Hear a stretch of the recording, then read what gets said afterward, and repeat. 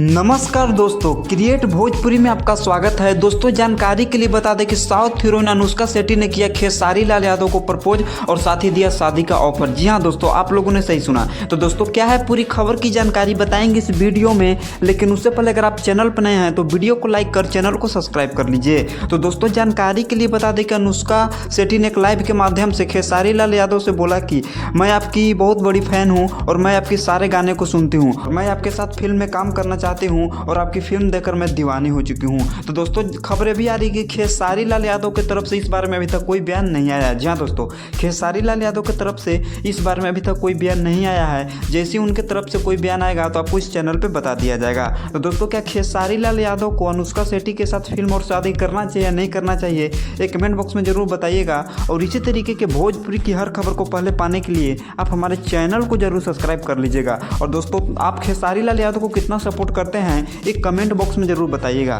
तो दोस्तों तब तक के लिए इतना ही, अब मिलते हैं अगली वीडियो में।